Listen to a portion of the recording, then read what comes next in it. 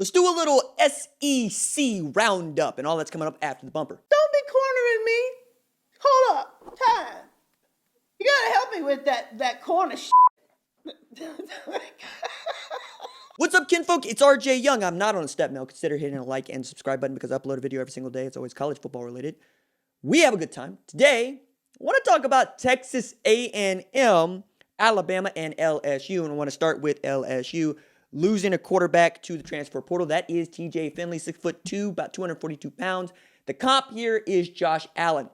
He just happens to be the third dude in what looked like a two-horse race, basically after LSU beat Florida last year. You'll know Max Johnson got his first start on the road in the swamp against the Florida team that was vying for a college football playoff spot with only like 55 dudes that were eligible and ready to play. I say eligible, that cleared COVID protocol and were ready to play in the swamp, and led them to a dramatic victory in which we got Marco Nelson throwing the LSU to give LSU an opportunity to win the game. And of course, Florida's kicker missed one that kind of sealed it for LSU. Miles Brennan is back, and he still played the best out of all three of those dudes, even though he lost most of the season to injury. TJ Finley still threw for over 900 yards and finished his last couple of games as a starter really well. He's got a huge cannon for an arm. He's a big tooly quarterback. In the right system, I think he's going to be absolutely outstanding. It's just about finding the right fit for him. As a matter of fact, I could throw out a couple of places that I think he's a great fit, probably places he doesn't end up, but I would ask Penn State, go take a look at the man from Ponchatoula and see if you can't get him up there to Happy Valley. Like, I think that dude fits right into the Big Ten and what they want to be about at Penn State. And that's just off the top of my head. But LSU is going to be just fine. They're supremely talented. They're very experienced. It's about can Durante Jones and Jake Peetz get their respective defenses, offensive units going in the right direction under Ed Orgeron, see if they can't contend in the SEC West, which is the most loaded division in all of sport. And I'm including the NFL in there, man, because like SEC West top to bottom got some great football teams. I mean, you might make the argument that Arkansas is the worst one of those teams, and they're not bad, right? They just happen to play in the SEC West, along with Ole Miss, Mississippi State, LSU, Auburn, and of course, Alabama and Texas A&M, which is where I wanted to go next in this here thing. Because, well, Jimbo Fisher got up in front of people and said what he plans to do to Nick Saban at Kyle Field on October 9th this year. Because he was asked, could he expect to beat Alabama as long as Nick Saban was still coaching at the Houston Touchdown Club on Wednesday? Audio obtained by the Houston Chronicle. He said, we're going to beat his three-letter word when he's down here. Don't worry. Of course, you'll know that Fisher coached beneath Saban at LSU 2000-2004. They won the 2003 national championship together. Jimbo Fisher eventually goes on to Florida State. Succeeds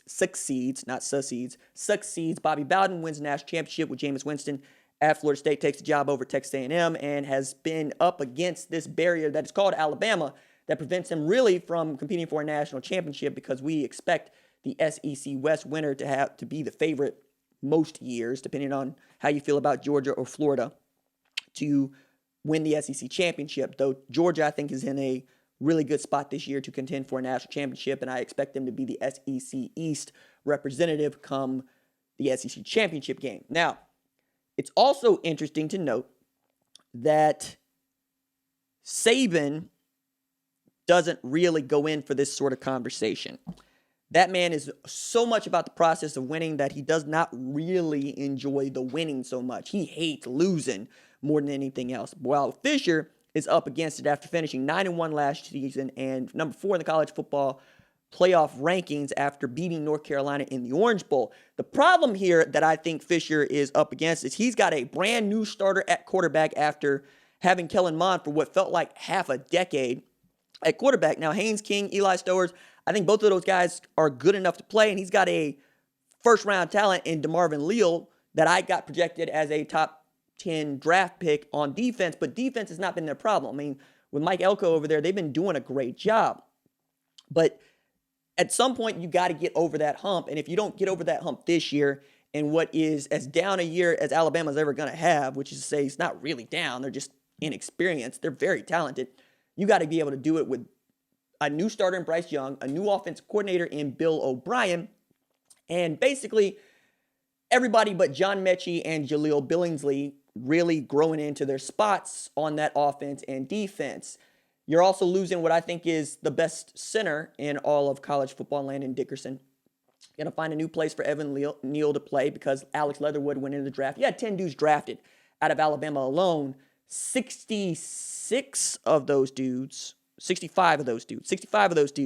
coming out of the SEC were drafted. 10 of them from Alabama alone. A&M still got some work to do on this front. Now, you're going to ride Isaiah Spiller, and I get that. I would, right? I would also ride Aeneas Smith, but you're going to need to play great defense and then score a bunch of points because we all know how it went in 2020, and the only loss for Texas A&M was a shellacking they took at the hands of Nick Saban, Steve Sarkisian, Mac Jones, Najee Harris, Jalen Waddle, Devontae Smith, and on it goes.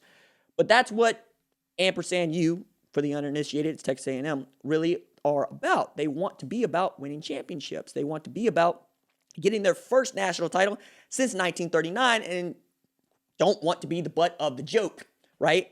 As a matter of fact, they end up with Dennis Franchione at a time when Bob Stoops and Dennis Franchione were the only two dudes that were being considered to be, there were three dudes that were being considered to be the next head coach at Oklahoma following John Blake, and Joe Consiglione has still never told anybody who the third person was, but Franchione ends up at A&M for a little while, and we know how it went for Oklahoma. We know how it went for A&M. It's not to say it went bad at A&M. It just didn't go as well as it did for Oklahoma because Oklahoma's got 7 national championships and like 4 since integration in 1970, and like 3 of those come from Barry Switzer. One of those 2000.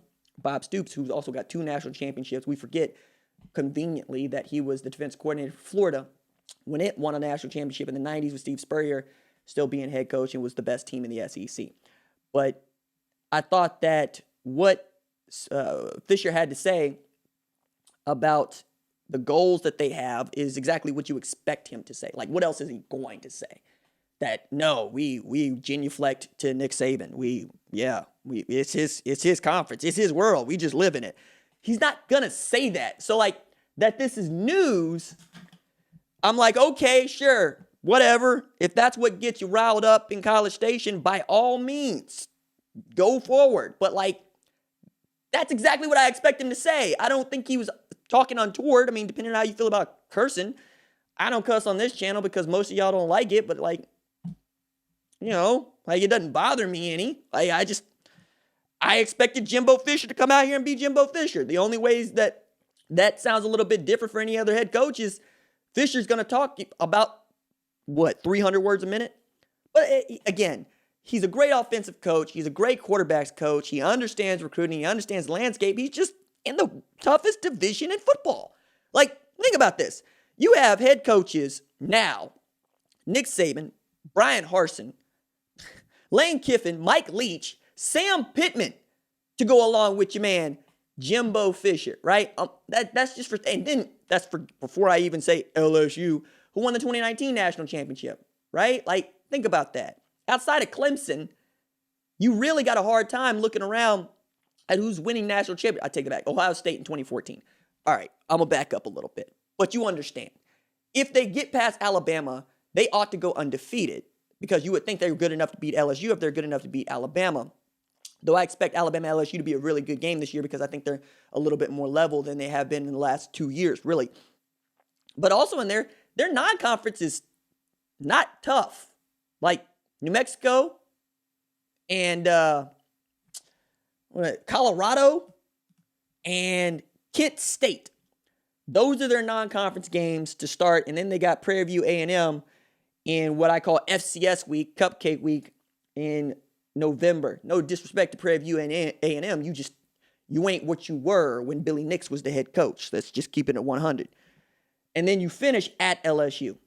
So there's some things that you got to get across. Your crossers are Missouri and South Carolina. Yeah, you should finish this season undefeated if you get past Alabama on October 9th. And I think Jimbo Fisher knows that better than anybody else. And that's why he's talking about it in the way that he is. All right, that's it for me. Deuces.